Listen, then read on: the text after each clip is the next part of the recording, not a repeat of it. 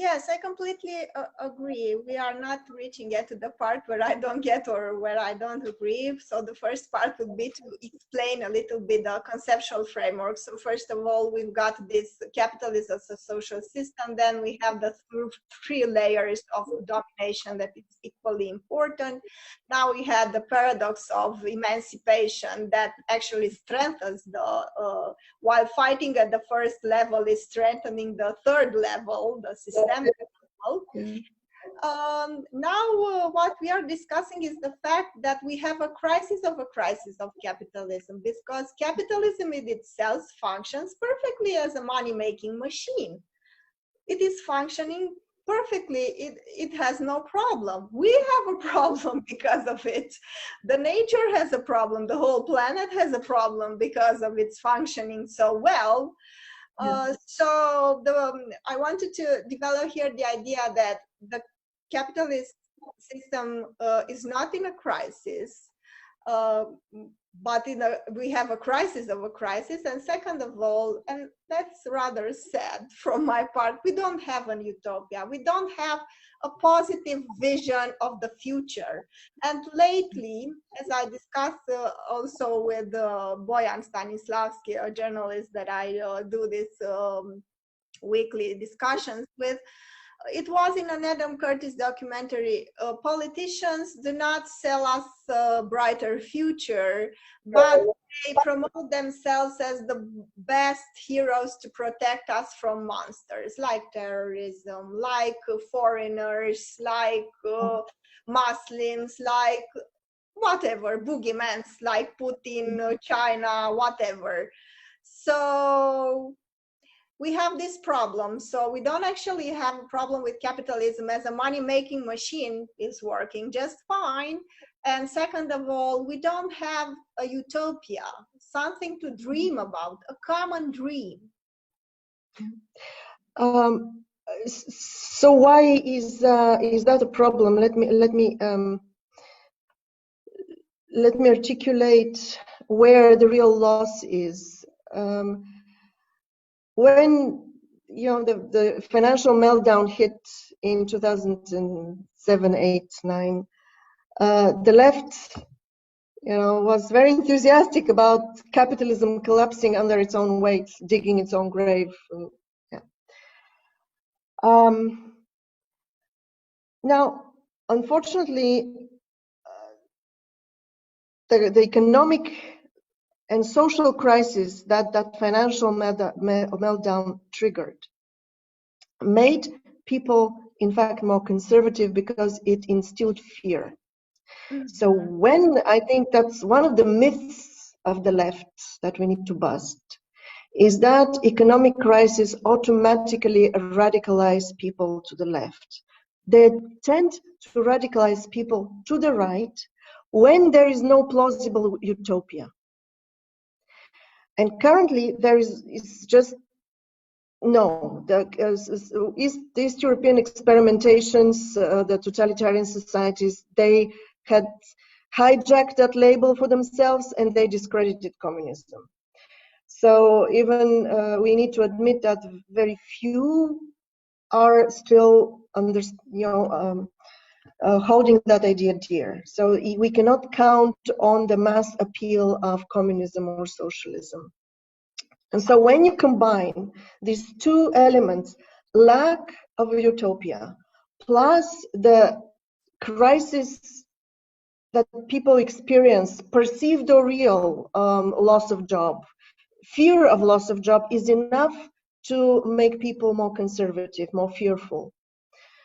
Then that combination of fear and lack of utopia is shifting the democratic vote to the right, both to the center right and to the far right. Now, I describe this new version of capitalism that we inhabit currently. I explicitly call it precarity capitalism, in order to distinguish it from the previous version, which was neoliberal version, the neoliberal one. And one of the big differences is the way people were motivated to support capitalism in the two types of capitalism. In neoliberalism, if you remember when it came in gloriously in the 80s and 90s with the digital economy, it was a capitalism with a sex appeal. We were free to chase all kinds of opportunities. Everybody with a little investment could start their own business. You needed very little capital in actually to plug into the global economy. That is why there was a moment of fascination with the new opportunities, and people were positive. At least, not people, that's a big generalization, but for many people, that was a time of opportunity. Luc Boltanski and Yves Chiapello describe this, they call it the new spirit of capitalism that had mobilized the energies of 68, the irreverence to authority, the go-get-it attitude. So that was a rather positive spirit in those times. But I think it lasted only about 20 years, because that exposure to the competitive pressures of the globally integrated capitalism created so much damage and intensified competition for scarce jobs, for remaining employed and employable, that fear became the motivating factor, the predominant factor. So precarity, and not the precarity of the poor, but the precarity of everybody, is what I find is the hallmark of this new capitalism we currently inhabit.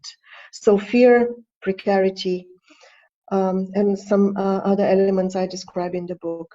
But yes, indeed, this is the fear that motivates and not utopia.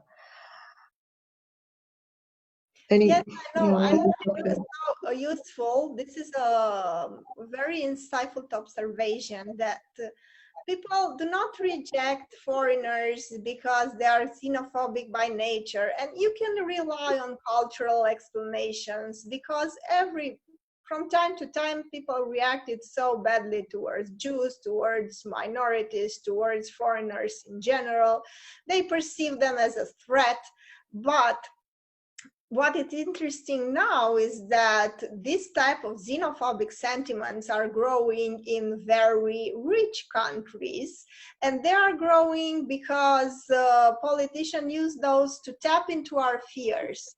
We fear our jobs. There is even in academia, you have no sense of stability. There are only a few professors who are tenured. This is what I hear from those who teach abroad.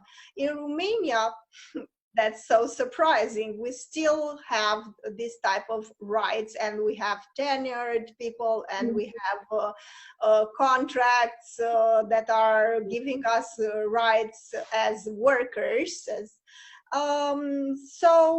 But this is not the case for other professions. And I see that this neoliberal period was a period where the social network and the social safety net got thinner and thinner, and it was branded, because I teach in a communication department, and I'm very interested in this type of branding, even the most atrocious social changes, as something extraordinary.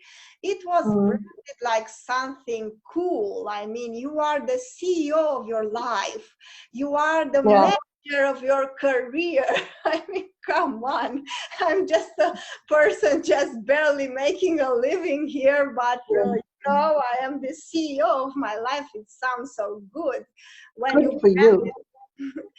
you present it this way, it sounds like I'm a star, So I think fear motivates this type of conservative, and people being so conservative. So they are, in a way, precarious on economic level.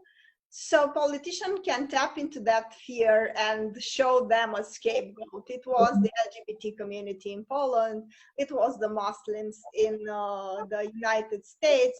And this is the mechanism that politicians cynically used to boost that fear and to give them a scapegoat or a boogeyman, or to play into this type of fear that publics get, and to hold them hostage, actually. Right.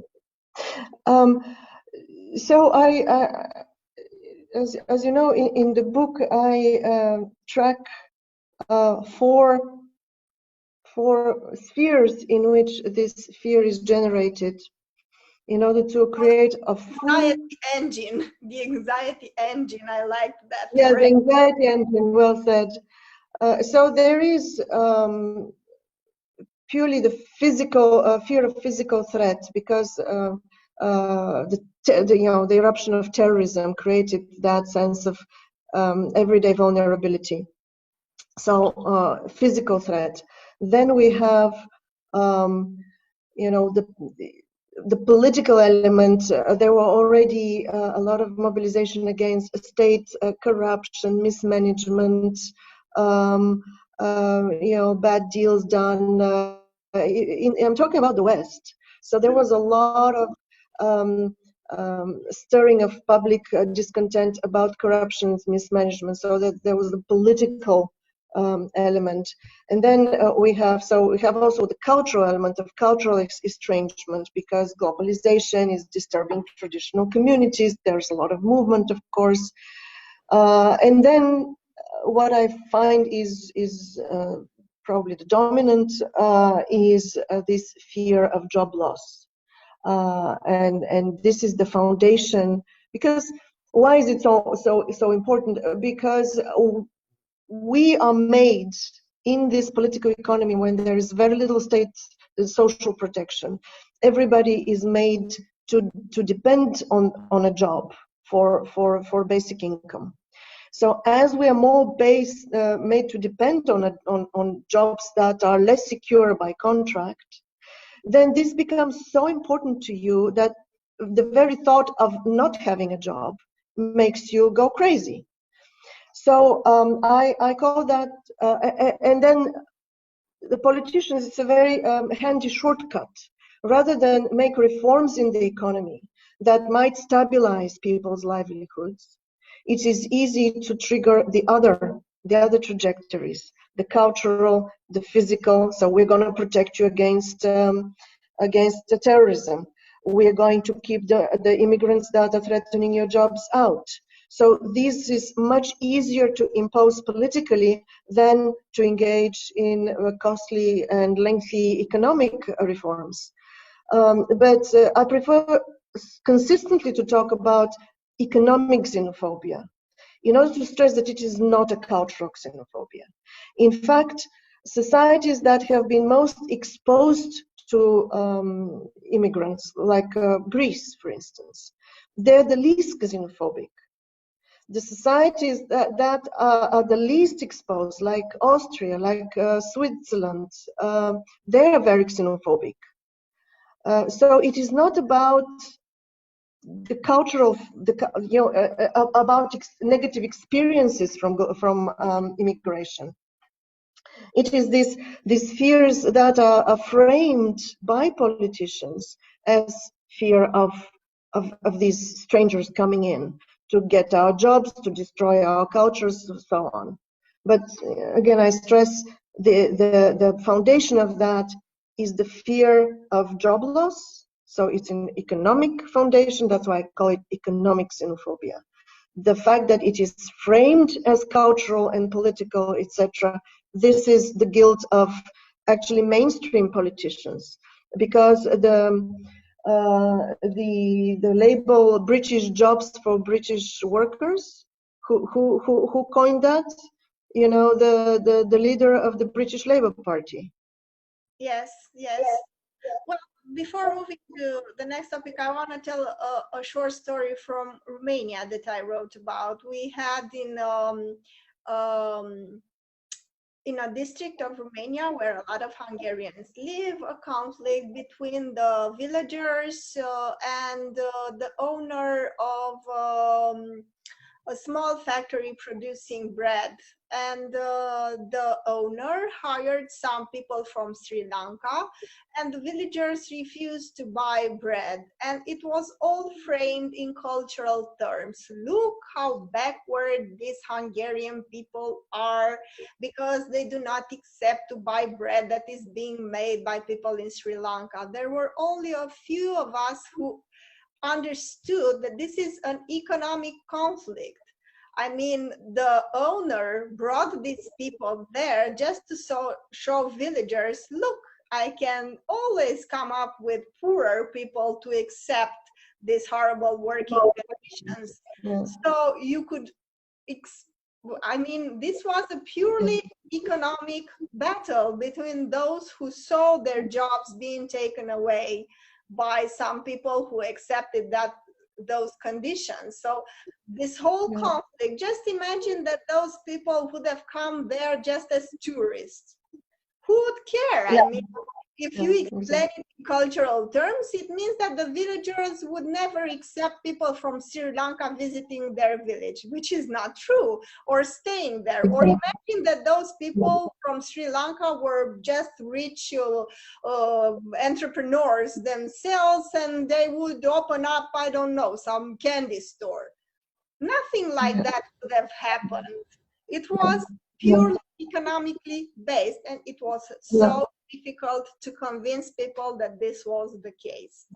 Now, another important dimension here, since we always have this clash between cultural and economic things, I found very interesting the fact that you discuss in a chapter of your book the fact that nowadays divide between right and left is no longer very useful in explaining the new types of political parties that are being formed. Why? Because you can find what is called right-wing hipsters, the ones that are progressives.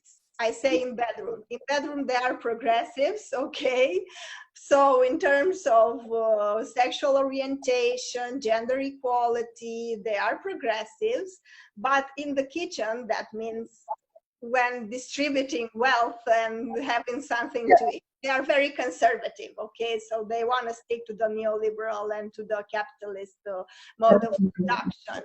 So you have this type of combination. Then you have those who are, as you said, from the Labour Party, but then they have, in terms of economy, they want to protect their workers from other workers. The workers from all the world unite is just a slogan for them. They came back to the somehow xenophobic version of the protecting their workers against another. So you have all this type of anomalies in the public political landscape, and I find very useful your analysis of it. Can you elaborate on that a little bit? Okay. See, we're used to think about the left and the right, at least since the late 19th century, along two trajectories. So the economic one is about how much freedom to live to the market and how much state intervention. So usually the left wants more state intervention or less free market, and the right is pro-free market. And then we have the cultural axis that on the left are liberal values like freedom of speech, freedom of assembly, freedom of sexual orientation, cosmopolitanism, these liberal values of cultural liberalism, and then you have cultural traditionalism to the right, right? Yeah, you have it. Yes. So this is basically one way. So liberal down, you would have conservatism. Can you shift up? So this is the conservative, your family, God, tradition. Oh yeah, there you go. And that was valid up until probably the late 20th century. But what has happened is not just things started to move around. Of course, we have always had a sort of a conservative left where people are very much into family and tradition and the patriots, but mostly the left was about international solidarity and cultural freedoms and political freedoms. So what has happened is that public sensitivities started to shift towards the late 20th century. And then those axes no longer capture what is important to people. Can we see back? Do you? Yes. So do you want to see the? Can we see now the 21st century? Yes. Is this the one? Right. So I'm saying not simply that the aggregations of preferences started to shift around, but the two vectors are different. Remember, in the 20th century, let's take the economic one. The economic one was stretching between market economy versus state intervention. Now what we have is open economy versus closed economy, that is open for business with the world, open towards the global market.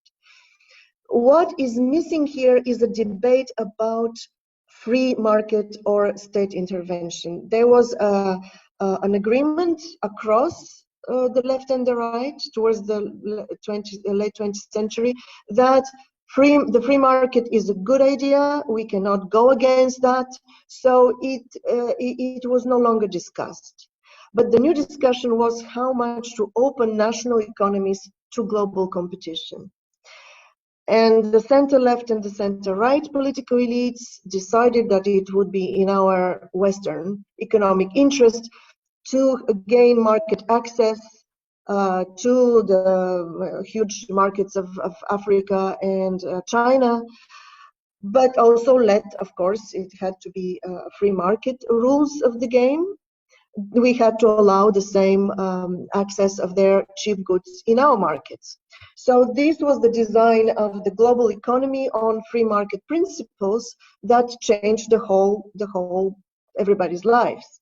But if we go back to the cultural axis, it also changed.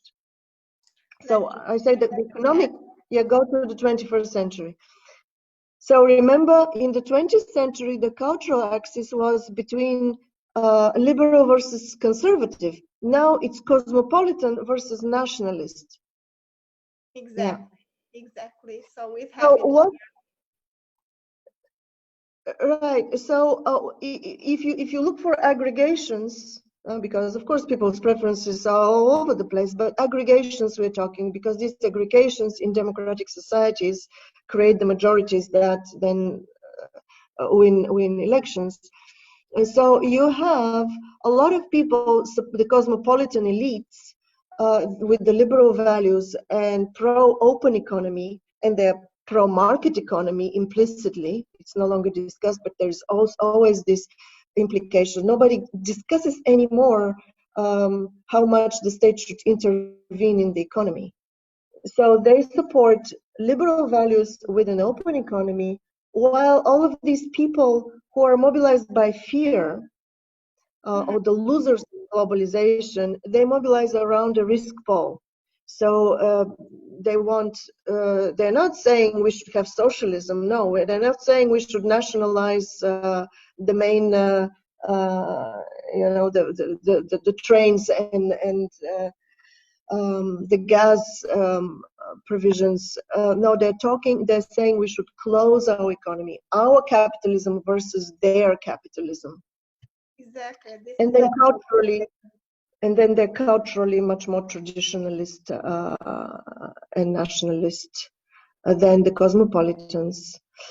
So this is a whole new map that I think it's more helpful to understand how people's preferences are expressed and aggregated, and then expressed into politics. Yes, I found this very interesting and useful because it explains much of nowadays political landscape and people's aggregations toward another type of lines. And as I told you, I'm so surprised to see co-workers of my husband's who are very pro-capitalist, but are not conservatives in terms of gender issues, for instance. So, but on the other hand, and what this is so much interesting is that they are right wing, but again, they are pro feminism because they want to fight Muslims who are more conservatives. And this is such a bizarre understanding because had it not been for the Muslim threat, they would have been so conservatives and anti-feminism themselves. But feminism turns out to serve them their purpose to fight Muslims. And this is so interesting, so bizarre, you know, the whole political landscape changed so much. And I found this to be so interesting and a very interesting topic of your book. There are a lot of things that I would like to debate, and since we are both academics, I'm sure that it would be interesting. I just want to clarify one thing here, if you allow me. I must say that I created this map already in 2004. That was before the meltdown, the financial collapse. And a lot of the analysts of populism, they dated from the financial collapse and the impoverishment it created. But I think it's important to remember that these things started happening, what we call populism. I don't like the label populism. I think it's a new pole of political orientation. It's a whole new paradigm, not paradigm, but proper position, proper electoral position. So that it started forming already in the 1990s, which was a decade of prosperity, low unemployment, stable growth. Everybody's life was okay because cheap goods from China made everybody feel richer. So it was not a context of economic impoverishment, but it was a context of all this openness and pressures. So people started to feel the pressure. They started to develop fear without impoverishment. So what I'm saying, it's important to date it correctly back to the 90s when neoliberalism started to develop and created this precarity. And precarity is not necessarily impoverishment. We can be very rich but very insecure.